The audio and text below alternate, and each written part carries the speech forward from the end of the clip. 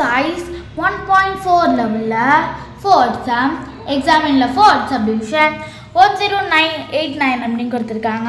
இப்போ நம்ம LCM மெத்தட்ல எடுக்கணும்னா 1089 3 டேபிள் வருமா?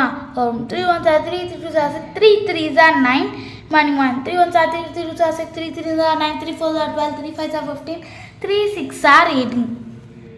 இப்போ 3 3s are 9. இப்போ 3 में 3 டேபிள் பண்ணலாம். 3 1s are 3 3 2s are 6 3 1s are 3. இப்போ 1 2 1 இருக்கு. இப்போ எந்த டேபிள் பண்ணலாம்? இப்போ இங்க 121 எத்தனை டைம் வரும்? Levels are 121. ஸோ திரும்பி லெவல் 1s ஆர் இப்போ 1 வரைக்கும் வந்துடுச்சு. இப்போ நம்ம இதை பர்ஃபெக்ட் ஸ்கொயர் இல்லையான்னு பார்த்துடலாமா? இப்போ 1089 இஸ் ஈக்குவல் டு இத்தனை டைம் நம்ம இந்த சைடில் உள்ளது மட்டும் தானே எடுத்துக்கணும்.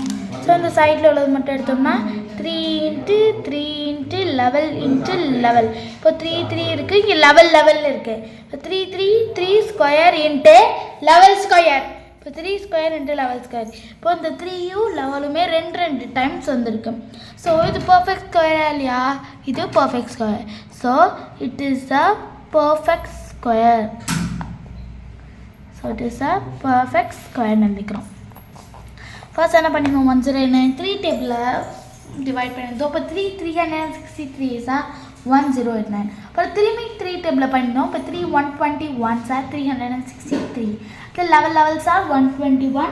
அடுத்து லெவல் 1 சார் லெவல். ஸோ இப்போ நம்ம இது எல்லாத்தையும் எடுத்து இங்கே எழுதணும். 1089 is equal to 3 × 3 × level × level அப்படின்னு எழுதியிருந்தோம். அப்போ 3 ஸ்கொயர் × லெவல் ஸ்கொயர். அவ்வளோதான், ரொம்ப ஈஸியான சம் தான். உங்களுக்கு நல்லா புரிஞ்சிருக்குன்னு நினைக்கிறேன். நம்ம அடுத்த வீடியோவில் பார்க்கலாம்.